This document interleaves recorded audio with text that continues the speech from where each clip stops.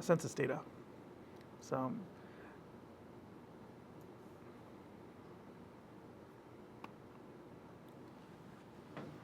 things I want to cover.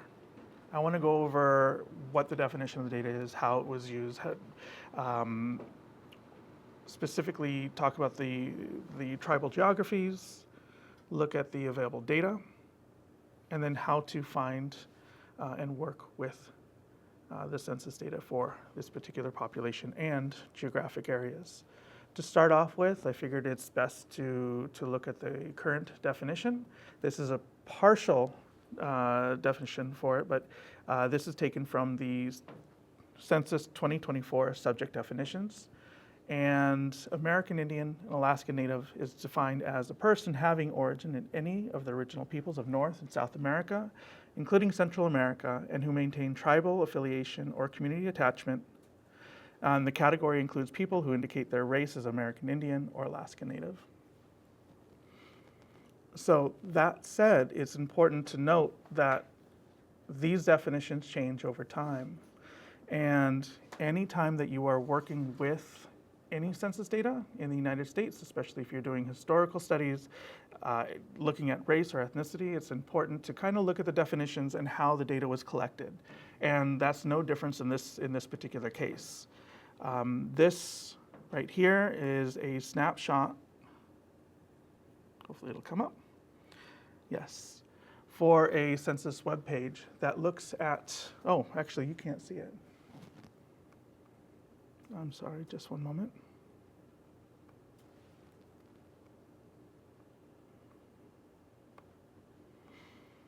This right here is a census webpage that looks at the different decennial census that were taken over the years and looking specifically at race and ethnicity with a bit of information about what was introduced at that particular point in time, as well as give little samples to what those surveys look like and contained. This particular one that we're talking about here, for example, in 1860, census takers were instructed to enumerate only American Indians who were taxed, and this meant not everybody was counted, and this only focused on people who either assimilated into American culture or were living in or near white settlements. So for some of these categories, it can be quite drastic changes of definitions throughout the decades. So highly recommend using this as a resource if you are doing any kind of work, any kind of research on looking at historic race and ethnicity within the United States. But returning back to that definition that we're looking at and looking at the census data that we have today, and specifically American Community Survey. The survey itself is done on a regular basis. A decennial census is once every 10 years, but the ACS is ongoing. American Community Survey is, surveys are sent out weekly, monthly, throughout the year, and there are, this right here are two of the questions that are on, or samples for those questions that are on the survey. First one focuses in on Hispanic or Latino origin, and the Office of Management and Budget defines race and ethnicity as two separate concepts, so these two questions work together in combination, where you can choose Latino or Hispanic origin or ethnicity, as well as any of the racial compositions in here. The third option on here focuses in on Native American and Alaska Native. This is a self-reported information. So this information that we're talking about today does not come from tribes themselves. These are self-reported for the individuals who receive the surveys. And if somebody indicates that they are American Indian or Alaska Native, they're also asked to include their enrolled or principal tribe or the name of their Indian group as well. So that information gets captured in here. The data itself is available not only for individuals who check that one box, but is any combination of what we were looking at before, Hispanic or Latino origin, or any of the boxes in here, including multiple races as well. Because of the sample size and the geographies that we're talking about and looking at, these are relatively small. So the census, they include a higher overall sample size to be able to make sure that the data is that provides a better quality. And they also tend to send people in to do interviews with folks in these areas as well. So, as opposed to the rest of the United States, where follow-up attempts really focus in on sample areas of eligible cases. In these particular areas, for American Indian and Alaska Native areas, they will send folks in to go door to door and try and talk to people to ensure that the data size is fairly good. Now, the data available, since this is the American Community Survey, or decennial census, depending on which one you're looking at, there's a lot of data available. If you're looking at the decennial census, it's the box in the bottom over here, and that will only cover age, race, sex, Hispanic or Latino origin, household relationship, tenure, and vacancy characteristics, whereas the ACS has a much broader coverage. If you look at DPO4, DPO5, everything that's covered within the decennial census are there, but you also have information on income and occupation, as well as ancestry, education, and a whole host of other variables. So the data available for American Indian and Alaska Natives is reflected in the same data that we're going to see through the ACS as a whole, but geared for specific populations. And I think one of the most important aspects of this is geography. So when it comes down to when we're talking about American Indian and Alaska Native peoples and populations, it comes down to the geography. And I think the best way to kind of talk about this is to talk about geography, census geographies in general. Oftentimes when we're working with census data, we are working down that center path. Every single line that you see in here is a nested relationship with the thing that's above it. So nation, regions nest nicely within nation, divisions within regions, states within divisions, counties within states. But census tracts also, there's census tracts nest nicely within counties. There's no census tract that is going to span the county line. Same thing for block groups as well. Census tracts are comprised of block groups. Those two, census tracts and block groups, those are created based off of population size or housing units. So census tracts, roughly 4,000 people per census tract is the goal or the average, or 480 to 3,200 housing units. Block groups, much smaller, 600 to 3,000 people, or 240 to 1,200 housing units. Blocks, on the other hand, are the base unit for all census geographies. This covers the entire United States, and it is not based off of population at all. There are plenty of blocks across the US that do not have any individuals in there, any people. And these are created to follow either built boundaries or natural boundaries. So here in New York City, a block really can just be a city block. But in other parts of the country, it can follow a railroad, it might follow a lake or a stream or a river or any other kind of boundary in there. But this is the smallest unit that make up all census geographies. Now, if we look at American Indian, Alaska Native, and Native Hawaiian areas, you see off to the side there, they are actually not nested or connected with any other census geography. They have their own designation. Those boundaries are represented here. usually tied to reservations or off-reservation trust areas. And they have their own set of nested relationships. So here is a breakdown of that nested line that we were looking at before of American Indian, Alaskan Native, and Native Hawaiian areas connected down to the blocks. In here, off to the side, sorry you can't see my mouse, or no, here, we have census tracts and block groups. They follow the same rules as the census tracts that are nested within counties and states. They have to fall, roughly 4,000 people, but the geography itself is different. The Census Bureau maintains a government-to-government relationship with 574 federally recognized tribes, and the data collection covers 326 federal and state reservations and other tribal areas. The original boundaries for these were introduced in 2000. However, those particular boundaries did not necessarily work very well for the intended purpose. So in 2010, they were reworked, and those are the boundaries that we tend to use. 2010 reworked in 2020 as well. Now, the makeup of those tribal geographies, they fall either within legal entities or statistical areas. Legal entities are the federal or state recognized reservations, the Alaska Native Regional Corporations, Hawaiian homelands, and tribal subdivisions.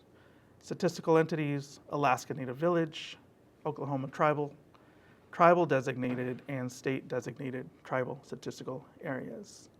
So depending on what you want to do, you may be using one of these two types of census geographies for the tract level.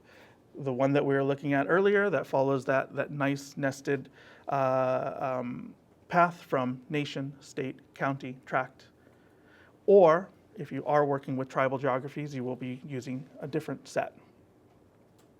And here's an example of what that looks like on a map. And this one is looking at Eastern Cherokee Reservation. Anything in color over here, those are those county nested census tracts. And anything within, or the two other tracts that we're seeing here, those are the tribal tracts, the one with the hash marks.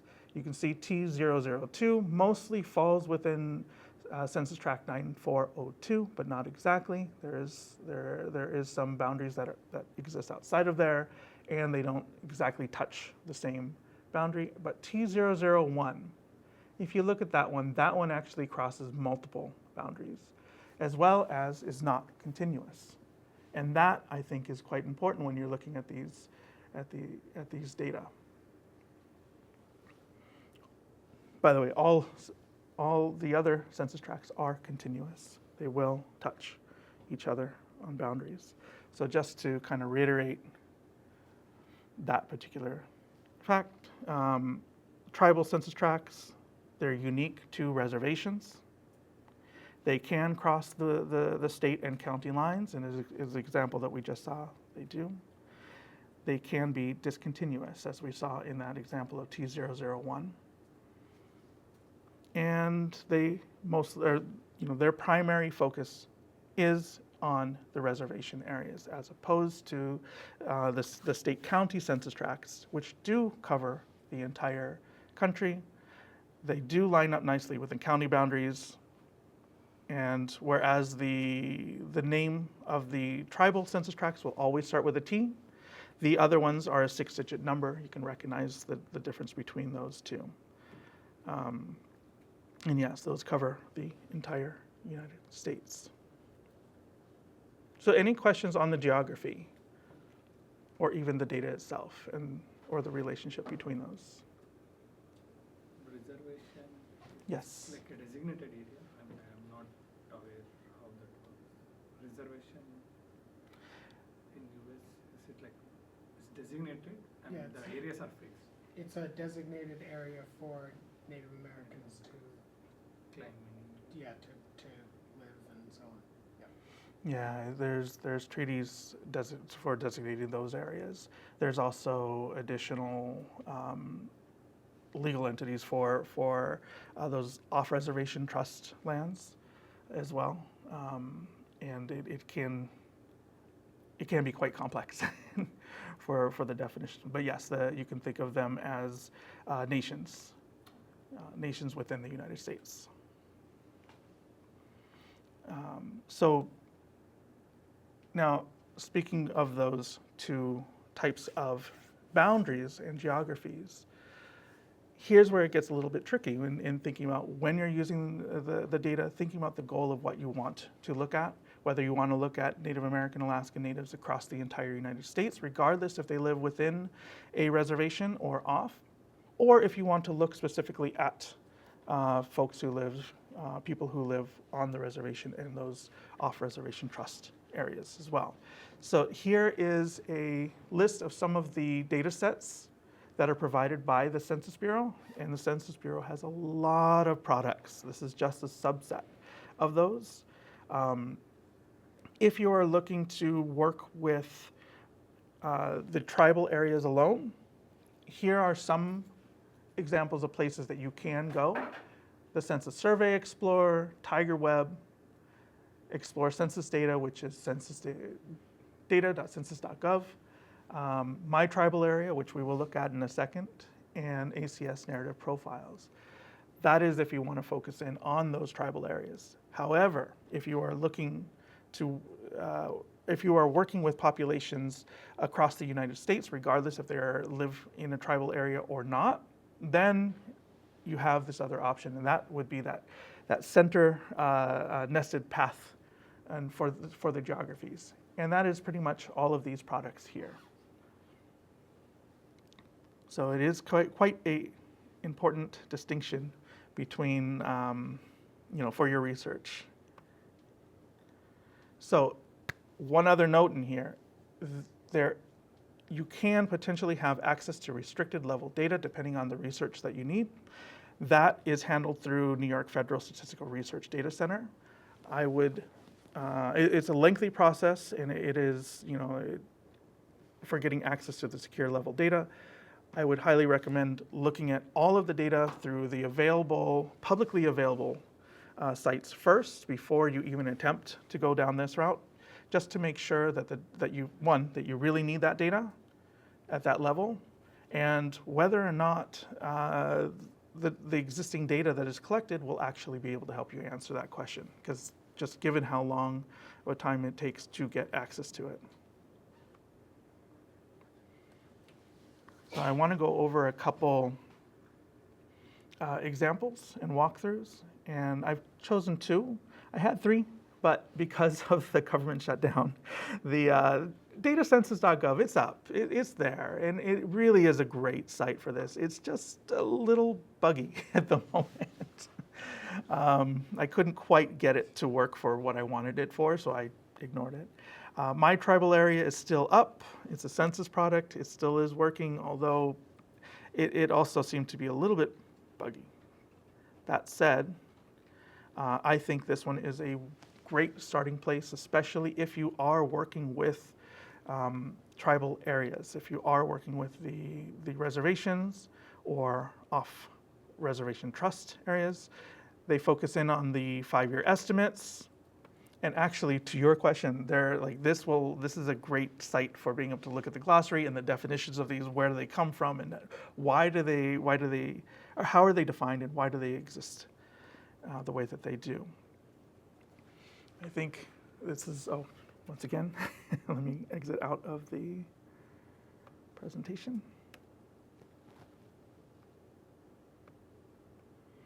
All right, so here is My Tribal Area. There are two options for being able to look for data in here. One is entering the name of a tribe. The second is to go through a state. I'm going to go ahead and choose Washington. And then you get a list of tribal areas available there. I'm going to scroll down. I'm going to grab Puyallup. It'll give you a map. Zoom in on that particular location. But it will give you quite a bit of information, just a initial glance at a lot of different variables in here. And I think one of the more important pieces of here, you do get access to the margin of error. And in some cases, the margin of error can either, well, match or be close to the actual count. So they break it down into information on people, jobs, housing, economy, and education. Hopefully this will load. Okay, it loaded. But I think this is a really good first stop, especially if you are working with tribal data.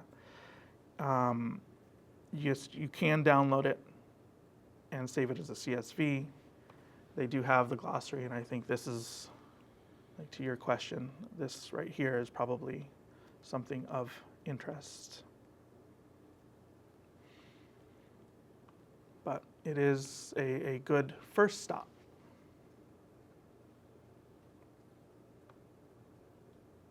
So any questions on that? No? Great. Now since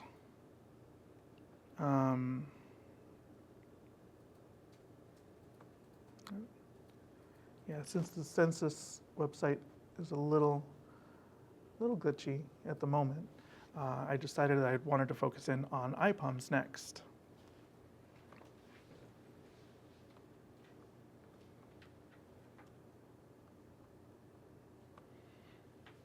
So how many of you have used IPUMS site before, seen this? Yeah, nice, good. So for here, the data, can I ask what you were using it for? It was long back in one of my research. Was it in one of the US ones or international? International one. Yeah. They have a lot of data. It's a fantastic site. I like this one quite a bit. It's expanded and has grown quite a bit over the years. The two that I think are the most important for this particular type of data are IPUMS USA and IPUMS NHGIS. I'm going to choose IPUMS NHGIS because I like the geographic boundaries, and I can get the same data as I can there, plus the boundaries. You do have to sign up for it. But you will have access to quite a bit of data in here. The things that I like, for the site, you click start here, get the data. The things that I like on here are the filters off to the side. And not only the filters, but it is the information that it provides alongside each of these. So for geographies, if I click on that, if I am interested in looking at American Indian or Alaska Native people or information for AIAN populations, then across the United States, I will go here and I will choose one of these boundaries in here. And if you are doing historical research, here is probably where you're going to want to go because of the decennial census. That's where most of the data, historical data, is going to exist. But you will get information on where which years are available and which census products and surveys have data associated with those boundaries. Now, if I'm looking at specifically Native American or Alaska Native or Hawaiian, Native Hawaiian data, then I am going to go here. Same thing, there's a fair amount of data, and this is, if you remember the nested view that we were looking at earlier, this reflects that same nest. You're going to see the same names in here. And same thing though. So if I'm looking at tribal census tracts, for instance, I can click on this, it will tell me what is available. And as I said, even though the first iteration of these came about in 2000, it is 2010 is when the first, or for these boundaries first came about that we're using now. And same thing, it will list which surveys are associated with those boundaries. So I'll go ahead, select those census tracts, hit submit. It'll add it in here. years, the thing that I like about this site, it will gray out anything that is not available for here. I want to look at the ACS 5-year data and the most recent. And grab that. And you can see in here, actually I forgot to show how many, or talk about how many tables were available. Right now it's limited down to 1,121. I can narrow that down even more if I am interested in a specific topic. So I will go down here. I'm just going to select educational attainment. That has brought it down to 46 tables. I actually want to have this exact. Yes, I have access to those other tables, but then this will give me just one. So in here, I can select this. Notice there's no time series tables available, but there are geographic files available. I can click on that. It'll add it to my cart. Click continue, and select geography levels. I think that's it. And then I can go ahead and just grab the data.